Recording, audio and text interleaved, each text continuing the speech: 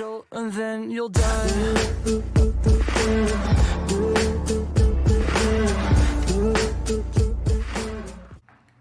Fala galera, e aí, tudo beleza? Tudo tranquilo com vocês? Tudo show de bola? Olha só, meu nome é Valderi, eu sou professor de matemática e física. Caralho, o maluco é brabo, porra! Hoje vamos gravar a videoaula de número 2, não é isso? Do nosso projetozinho lá, né, para o Enem, não é isso? Na sequência das 10 videoaulas do nosso projeto chamado de Eu Tô Enem Aí, certo? Então, 10 videoaulas de matemática e 10 videoaulas de física. E essa vai ser a aula de número 2 de matemática. Vamos lá, então, vamos pegar aí borrão, canetas, né? Vamos pegar aí o caderno e vamos fazer as anotações devidas, gente. Vamos pausando a videoaula e vão anotando para vocês ir aprendendo cada vez mais. Vamos lá. Então, apertem os cintos e vamos viajar nessa nossa videoaula.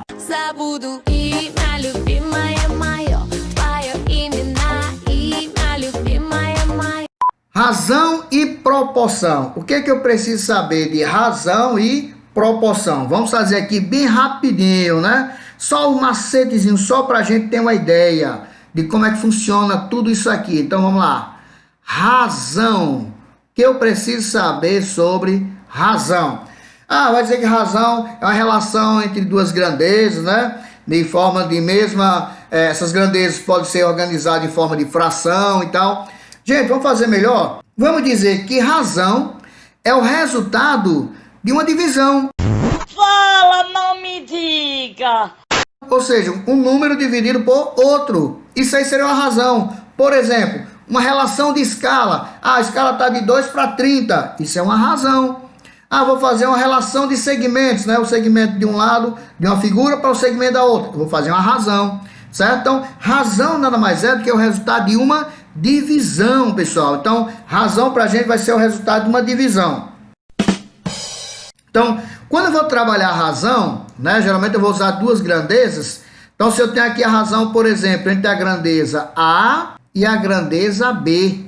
Então, tem aqui uma razão, ou seja, uma fração que está representando o numerador e denominador, ou seja, antecedente e consequente, né? O antecedente A e o consequente B. Mas para a gente não ficar nesse negócio antecedente e consequente, né? Já que a gente quer aprender mais rápido a coisa, então vamos chamar só de numerador e denominador. Lembrando que o denominador tem que ser sempre diferente de zero. Denominador diferente de zero.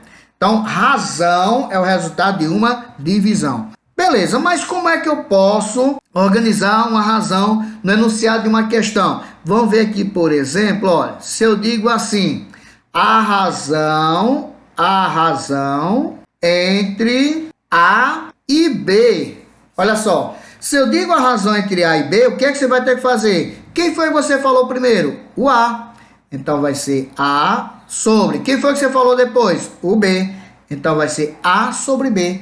Lembrando que o B tem que ser sempre diferente de zero. Ou seja, o denominador tem que ser diferente de zero. Nesse caso aí o B é o nosso denominador, né? Agora se eu coloco aqui o outro exemplo, né? Vamos ver aqui o outro exemplo. Se eu coloco aqui no caso, olha. Pega aqui outro exemplo. Digamos que eu pegue aqui. No exemplo, eu digo a razão entre B e A. Olha só, inverti aqui, olha. Se eu digo a razão entre B e A, primeiro eu falei quem? B. E depois eu falei quem? A. Então vai ser B sobre A. Isso aqui vai ser a minha razão. Nesse caso, o A é que tem que ser diferente de zero. O denominador tem que ser sempre diferente de zero. Então pronto. Isso aí aqui é uma razão para a gente.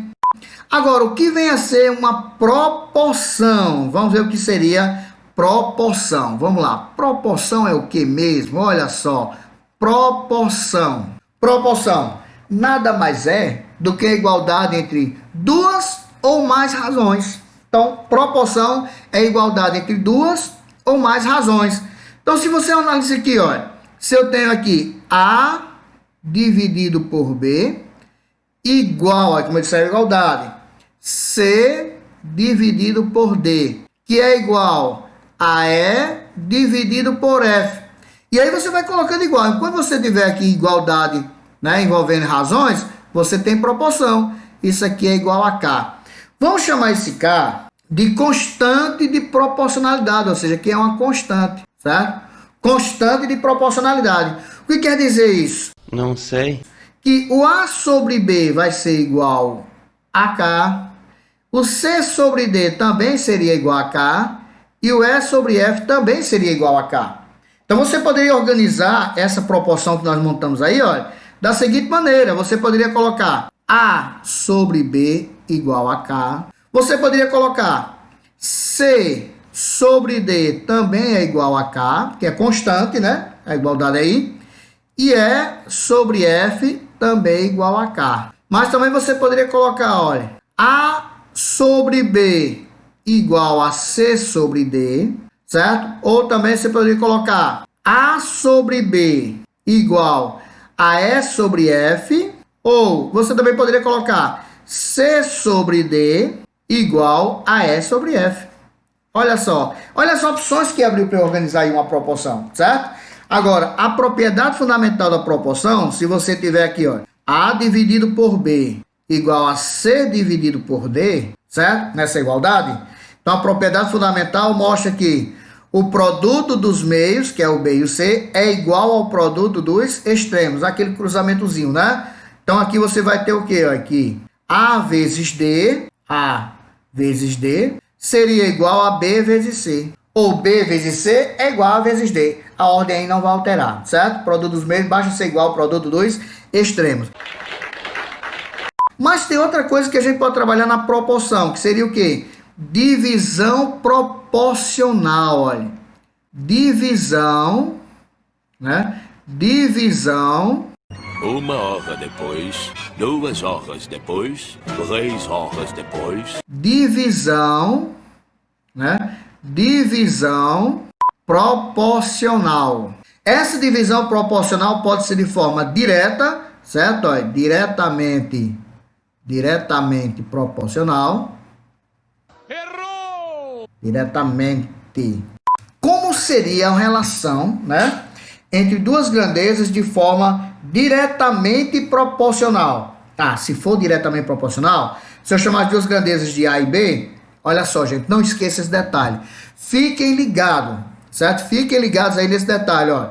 Se é diretamente proporcional, se eu for fazer A e B são diretamente proporcional, então pode dizer que A dividido por B, esse dividido é, sempre que duas grandezas são de forma diretamente proporcional, é uma divisão entre elas, certo? Uma divisão entre essas duas grandezas. Então aqui, ó, você vai ter que isso aqui é constante, certo? Essa divisão vai ser constante, a relação entre duas grandezas. Então vamos lá. Lembrar sempre que for de forma diretamente proporcional, uma grandeza divide a outra. E como é que fica a relação delas com a constante? Quando você tem diretamente proporcional, olha, vamos observar que esse B que está no denominador, ele vai multiplicar o K. Então, A vai ser igual a B vezes K. Olha só o que eu tenho que saber. Isso aqui vai ser uma espécie de macete para a gente, ó. Um macetezinho para a gente. Quando for trabalhar probleminhas de divisão proporcional. Então, quando for trabalhar divisão proporcional, se for de forma diretamente, então a constante multiplica o valor lá da grandeza, certo? A grandeza vai ser multiplicada pela constante.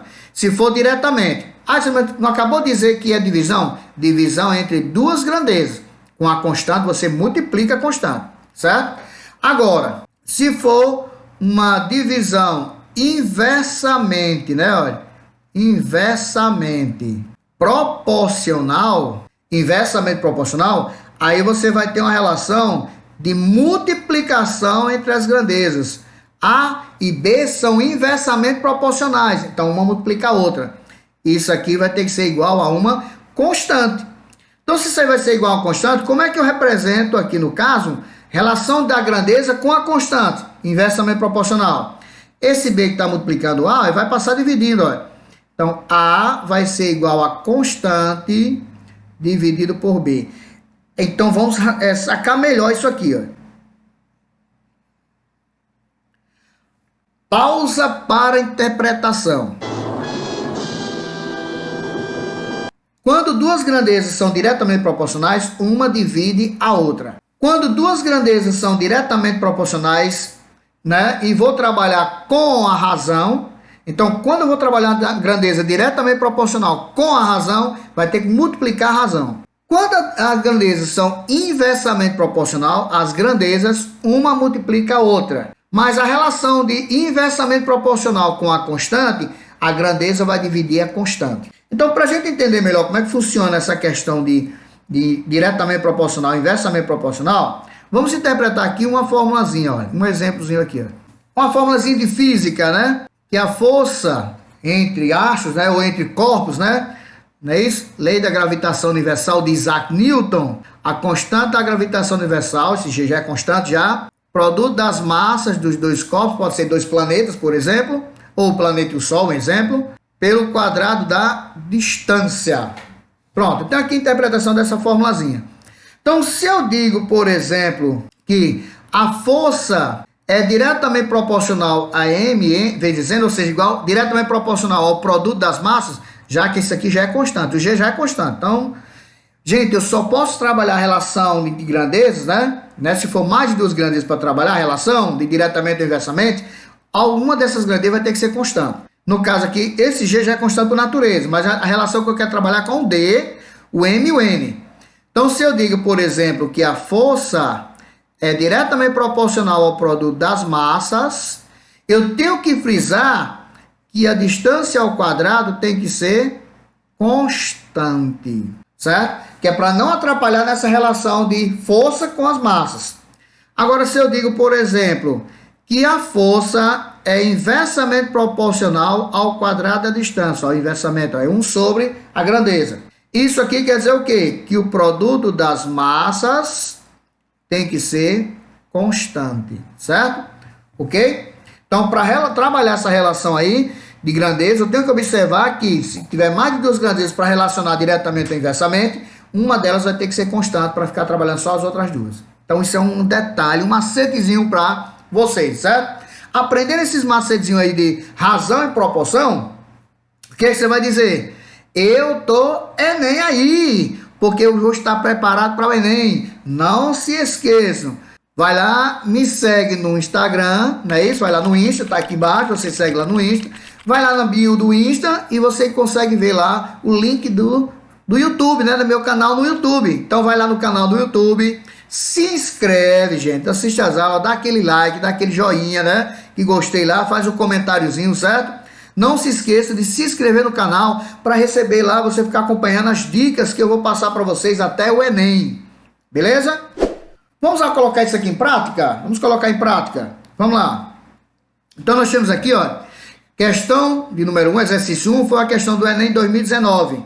Diz assim: o álcool é um depressor do sistema nervoso central e age diretamente em diversos órgãos, né?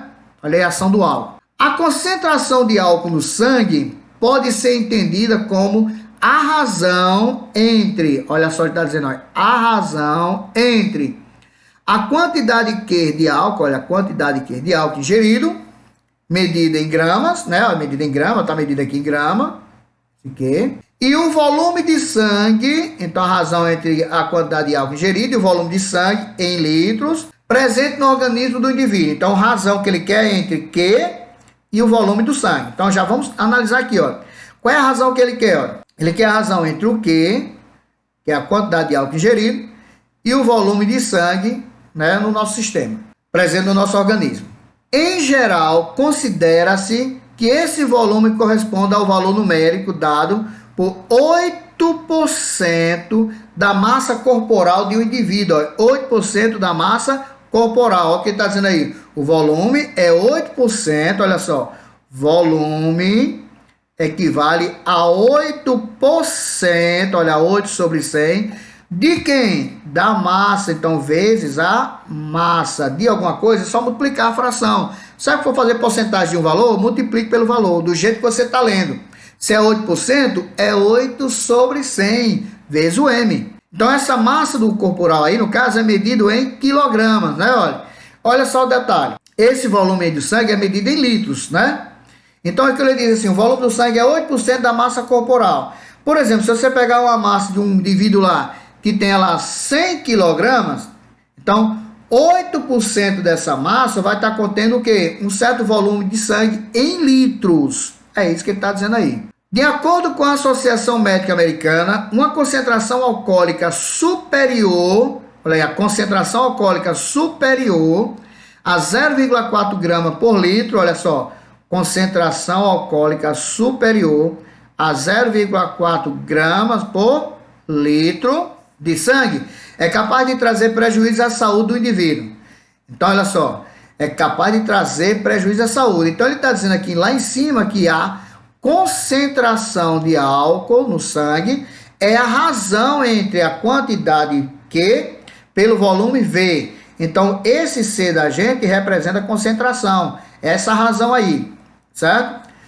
Então, como eu tenho aqui que o volume é 8% de M, 8%, gente, olha, tem 2 zeros o 100. Então, vai ter que ficar 2 casas após a vírgula. Então, vai ficar 0,08 M. Aí ele pergunta a expressão, né, a expressão relacionando Q e M, que representa a concentração alcoólica prejudicial à saúde do indivíduo, de acordo com a Associação Médica Americana, é, como ele diz que a concentração, olha, só aí, ó, a concentração, ele está dizendo na questão aí, que a concentração tem que ser maior do que 0,4 gramas por litro. E a concentração é o que pra gente? A concentração é a razão entre Q e o volume. Tem que ser maior do que 0,4. Então vai ficar Q sobre... Quem é o volume pra gente? Olha, 0,08 M. Isso aqui tem que ser maior do que 0,4. Pronto, eles só queriam a razão, certo? Ou seja, a gente está aplicando aqui na questão do Enem como é que se representa uma razão entre dois valores. Que aí, no caso, seria a alternativa letra E, olha. Q sobre 0,08 M. Então, letra E, que é maior do que 0,4, certo? Joinha aí, beleza? Vamos lá, mais uma. O exercício 2. Olha o que diz o exercício 2. Comum em lançamentos de empreendimentos imobiliários, né? As maquetes de condomínios funcionam como uma ótima ferramenta de marketing para as para as construtoras, pois, além de encantar clientes, auxiliam de maneira significativa os corretores na negociação e venda de imóveis. Então, ele está só explicando o que seria essa questão da maquete, né? A importância dela para o ramo imobiliário. Vamos lá agora para os detalhes da questão. Um condomínio está sendo lançado em um novo bairro de uma cidade. Na maquete projetada pela construtora, em escala, olha só a escala da maquete, ó, de 1 para 200. O que quer dizer essa escala de 1 para 200? Se eu tenho uma maquetezinha aqui, né? E nessa maquete, se eu pegar 1 centímetro dessa maquete, para transformar no tamanho real, é só pegar esse 1 centímetro e multiplicar para 200. Então, no tamanho real lá, no caso um pedaço da calçada, por exemplo, da maquete, se eu tiver um pedaço da calçada de 1 centímetro, lá na calçada lá seria de 200 centímetros, o tamanho natural, né? O tamanho real. E esses 200 centímetros representaria 2 metros, né? Para ter uma ideia de como seria essa questão de escala, que é uma razão. Existe um reservatório de água com capacidade de... Então, a capacidade do reservatório de água na maquete é de 45 centímetros cúbicos. Então, olha aqui, ó. O volume na maquete, volumezinho na maquete, que é o menorzinho, né? 45 centímetros cúbicos. Galera, um detalhe. Sempre que você for trabalhar escalas, observe se é de forma linear, se é superficial, como é o caso de área, né? For trabalhar uma área. Se for trabalhar área, então você não coloca só a representação dela, né? Da escala. Você coloca elevado ao quadrado, se for área. Se for volume, você coloca elevado ao cubo. Esse é o detalhe dessas questões. Quando todas as famílias estiverem residindo no condomínio, quando todo mundo for para o condomínio lá, né, já no tamanho natural, a estimativa é que por dia, olha aí, que por dia, sejam consumidos 30 mil litros de água por dia. Em uma eventual falta de água, o reservatório cheio, olha, reservatório cheio, será suficiente para abastecer o condomínio por quantos dias?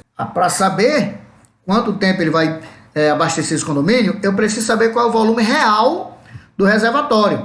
aí eu vou trabalhar a minha escala, certo? Ó, então, eu vou trabalhar aqui o volume real do reservatório. Gente, é só observar o seguinte, olha, galera, bem fácil. O volume da maquete está para o volume real. Assim como, já que a maquete é menor, né? A nossa escala, que é de 1 para 200, está elevada ao cubo. Porque a grandeza que eu estou trabalhando aqui é volume. Então tem que ser elevado ao cubo. O volume aqui que eu tenho, eu não vou transformar agora não, deixa eu transformar no final, né? É 45. Então 45 está em centímetros, ó, lembrar que está em centímetro cúbico. Aqui vai ser o volume, lá no caso tamanho real, igual 1 elevado ao cubo vai ser 1. 200 elevado ao cubo, preste atenção, um macedinho para vocês. Esse 2 aqui elevado ao cubo vai dar 8. Vou colocar até maiorzinho aqui, ó. 8. Nós temos aqui quantos zeros? 2. 2, no caso, é só multiplicar pela potência, gente. 2 vezes 3 dá 6. Vai ficar 6 zeros, ó. 1, 2, 3. 1, 2, 3. Pronto. Certo? Isso aí é a forma de trabalhar. Porque 200 pode ser a mesma coisa que 2 vezes 10 ao quadrado. Aí esse quadrado multiplicava o 3 da potência. É um macedinho para ganhar tempo. Aqui agora é só fazer, né, a proporção aí, olha. Produto dos meios igual ao produto dos extremos. Então, nesse produto dos meios igual ao produto dos extremos, né, nós vamos ter aqui o seguinte. Opa, voltar aqui. Opa. Produto dos meios igual ao produto dos extremos. Então, fazendo V vezes 1 vai ser igual a V, igual a 45 vezes 8 milhões. Vamos pegar aqui e multiplicar 45 vezes 8. Certo? Depois a gente acrescenta os zeros. 8 vezes 5, 40, vai 4. 8 vezes 4, 32. 32 com 4 dá 36. Então vai dar 360. Aí não tem esses 6 zeros? Milhões. 3, 1, 2, 3. Certo? Isso aqui o que? Centímetros cúbicos. Porque eu estou trabalhando, ó, em centímetros. Mas aí eu vou ter que fazer a transformação para litros. Como é que faz essa transformação para litros? É só lembrar, ó. Vamos lembrar que 1 decímetro cúbico é igual a 1 litro. É muito importante essa relação aqui, certo? Tanto para matemática quanto para física, gente. Ah, mas eu não sei transformar de centímetro cúbico para decímetro cúbico. Vamos só pegar um pedaço da escala aqui, ó. Metro cúbico, decímetro cúbico, centímetro cúbico, né? E milímetro cúbico. Pronto. Gente, quando é para trabalhar do menor para o maior, que centímetro é menor do que decímetro, né? Aqui, olha. Então você vai fazer o quê? Divide por 1000. Por que 1000? Porque está ao cubo. Então o que é que eu vou fazer? Eu vou dividir aqui por 1000, olha. Dividindo isso aqui por 1000, olha. Eu vou fazer o quê? Vou eliminar aí alguns zeros, né? 3 zeros em cima e 3 zeros embaixo. Já facilita o nosso trabalho. Portanto, o nosso volume, né? O nosso volume vai passar a ser quem? 360 mil litros. Isso aí é o volume que nós vamos ter no reservatório do condomínio, certo? Volume de água no reservatório do condomínio. Aí aqui, esse é o volume do reservatório cheio. E aí nós temos que, no caso, por dia, as famílias vão consumir 30 mil litros.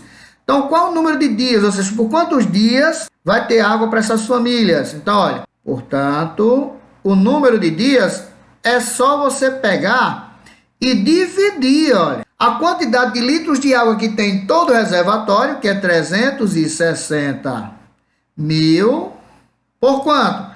Por 30 mil. Aí eu já posso fazer o quê? Simplificar esses zeros, né? Para não perder tempo, ó. Tem 4 zeros em cima e tem 4 zeros embaixo, ó. Agora ficou fácil. É só pegar aqui e dividir. Então, o número de dias vai ser igual. 36 dividido por 3 dá igual a 12 dias. Então, dá para abastecer essas famílias durante 12 dias. Questãozinha fácil. Só que eu tenho que lembrar desse detalhezinho aí, olha. Certo? Não esqueça desse detalhe, gente. Quando for trabalhar as escalas, trabalhando com área, né, de superfície, tem que ser levado ao quadrado. Quando estiver trabalhando com volume, tem que ser levado ao cubo, certo? Aprendam isso, gente, esses macetezinhos aí, para você bater no peito e dizer: Eu tô nem aí. Vou me inscrever nesse canal.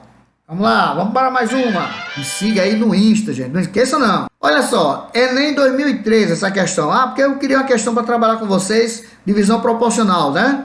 Tá garimpando as questões legalzinhas para vocês. Olha só. Para se construir um contrapiso, é comum na constituição do concreto, olha só, na constituição do concreto, ou seja, que vai compor o concreto, se utilizar cimento, areia e brita. Então, cimento, areia e brita. Na seguinte proporção, uma parte de cimento, olha as proporções que ele está fazendo. Ele está falando aqui, ó, é proporção. 4 partes de areia e 2 partes de brita, para construir o contrapiso de uma garagem. Uma construtora encomendou um caminhão betoneira com 14 metros cúbicos de concreto. Então, para ter a concentração de concreto, tem que ter isso aí. Qual é o volume de cimento? Olha só o que ele quer. Olha, qual é o volume de cimento em metro cúbico na carga de concreto trazido pela betoneira? O concreto ele foi composto de quê? De cimento, areia e brita. Deu 14 metros cúbicos de concreto. Então, galera, se a gente for quebrar aí no caso, nessa composição do concreto, a gente está percebendo aí que tem mais partes para areia, depois para brita e depois para cimento, certo? Então, eu vou quebrar isso aqui no caso, olha, de forma diretamente proporcional, olha. Se eu tivesse mais areia, não é isso? Olha, porque a areia tem mais partes do que a brita. Então, aí a gente vai trabalhar esses 14 metros cúbicos de forma diretamente proporcional. Então, como é que eu faço essa relação diretamente proporcional? Como eu disse, ó, quando é diretamente proporcional, a gente vai multiplicar pela constante, que aí eu vou saber qual é a proporção de cada uma delas, não é isso? Proporção de cada um deles na composição desse concreto, não é isso? Que você vai dizer o seguinte, por exemplo, o cimento tem a menor parte, então ele representa a menor parte aí dessa composição do concreto. Então, a areia tem mais parte, então ela representa a maior quantidade dessa concentração do concreto, por isso que é diretamente proporcional. Aí você vai fazer o seguinte, olha, vamos chamar o quê? Cimento, vamos chamar aqui no caso de C, C vai ser o cimento, certo? O cimento ele tem o quê? Uma parte só, então vai ser 1 vezes K, que é a constante, que é diretamente. A areia, que eu vou chamar de A, a areia ela vai ter 4 partes, então 4 vezes a constante. E a brita, que eu vou chamar de B, ela vai ter 2 partes, então 2 vezes a constante, né? Nessa concentração aí do concreto, certo? Então, se eu juntar essa quantidade de cimento mais a quantidade de areia mais a quantidade de brita, tem que dar igual a 14 metros cúbicos de concreto. Então, eu preciso saber quanto é a parte do cimento aí, certo? Olha, qual é o volume em metro cúbico do cimento. Então, vamos fazer o seguinte. Aqui a gente vai só substituir na razão que nós temos, olha, na proporção que nós temos. O cimento é só 1K, então vou colocar só o K aqui, olha. Mais areia, 4K. Mais a brita, 2K. Igual a 14. Gente, esse é um macetezinho, né? A gente trabalhando com constante, para representar essas relações de grandezas diretamente ou inversamente proporcional. A próxima vai ser de inversamente proporcional, para vocês entenderem como é que faz. Então aqui vai ficar, somando todos os K's aqui, ó, K mais 4K, 5K, 5K mais 2K dá 7K, olha, 7K igual a 14. Aí o 7 está multiplicando, passa dividindo. Então, K vai ser igual a 14 sobre 7. Logo, K vai ser igual a 2. Então, a constante que ele estava procurando é 2. Então, qual foi aí, no caso, o cimento, a quantidade de cimento em metro cúbico? Então, olha, cimento, vamos colocar aqui, olha, cimento vai ser igual 1 vezes K. K não é 2? Então, 2 metros cúbicos. 2 metros cúbicos de cimento. Mas na questão, se ele quiser saber qual é a concentração, aí no caso, qual é o volume, né? Na parte de areia. Então, areia seria quem? 4 vezes 2, né? Porque não é 2 o K? Daria igual a 8 metros cúbicos de areia. Olha só, aí, vendo? Ah, mas se ele pedisse no caso da brita, quanto seria a quantidade de metros cúbicos? Então, 2 vezes 2, que é a constante, né? Vai dar igual a 4 metros cúbicos. Mas na questão ele quer saber apenas de quem? Do cimento. Então do cimento ficou mais fácil, né? Olha, 2, que seria a alternativa B de bola. Simples assim, galera. Muito fácil trabalhar essas questões de grandeza diretamente ou inversamente. Mais aqui um exemplo. Em 2019 também. Olha só o que diz aqui com relação à questão de 2019. Para contratar 3 máquinas, ele vai contratar 3 máquinas que farão o reparo de vias rurais de um município. A prefeitura elaborou um edital que, entre outras cláusulas, previa, vamos lá, cada empresa interessada só pode cadastrar uma única máquina para concorrer ao edital. Então, cada empresa vai ter só uma única máquina. O total de recursos destinados para contratar o conjunto das 3 máquinas, são 3 máquinas, então vão ser 3 empresas, porque cada empresa só pode ter uma máquina, é de R$31 mil, certo? O valor a ser pago a cada empresa, olha, a cada empresa será inversamente proporcional à idade, olha, a idade de uso da máquina cadastrada pela empresa. Então, é inversamente proporcional à idade. Aqui ele diz, as 3 empresas vencedoras do edital cadastraram máquinas com 2, 3 e 5 anos de idade. Então, vamos dizer aqui que no caso, aqui foi a empresa X, a outra foi a empresa Y e a outra aqui foi a empresa Z. Quanto receberá a empresa que cadastrou a máquina com maior idade de uso? Gente, se é inversamente proporcional, quem tiver maior idade vai receber menos, porque é inversamente proporcional. Então, como é que eu organizo grandezas inversamente proporcionais? Eu chamei as empresas de X, Y e Z. Então, a empresa X vai ser quem? Se é inversamente proporcional, vai dividir a constante. K dividido por 2. A empresa Y vai ser quem? K dividido por 3, porque é inversamente. E a empresa Z vai representar por quem? K dividido por 5. Essa é a representação da empresa Z. São todos inversamente proporcionais. Então, quando a gente vai fazer aqui, né, se eu for somar o que a empresa X vai receber, mais o que a empresa Y vai receber, mais o que a empresa B vai receber, tem que dar quanto? R$31 mil juntando o que vai gastar com as 3 empresas, né? Então agora é só você substituir para encontrar essa constante. Se a gente souber o valor da constante, resolve. Então quem é X? K sobre 2, mais quem é Y? K sobre 3, mais quem é Z? K sobre 5. Tudo isso igual a 31 mil. Nós temos aí uma soma com frações de denominadores diferentes. Mas um detalhe também importante.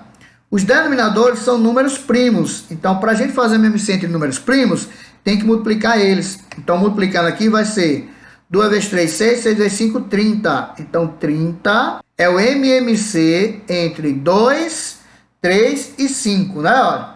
Ok? Vamos deixar aqui. Vamos fazer só de um lado. Deixa os 31 mil aqui quieto. Olha. 30 dividido por 2 dá 15. 15 vezes K dá 15K. Mais 30 dividido por 3 dá 10. 10 vezes K, 10K. Mais 30 dividido por 5 dá 6. 6 vezes K, 6K. Agora um detalhe, vamos lá. Eu vou somar o que tem lá em cima no numerador. 15 mais 10, 25, mais 6 dá 31. 31K, certo? Sobre 30. Igual a 31 mil. Pessoal, não faça logo essa multiplicação logo, não, porque geralmente dá para simplificar pelo valor que você está trabalhando lá no K, né? Está constante. Então vai ficar 31K igual, aí você vai só colocar 31 mil vezes 30, não faz o produto logo não, certo?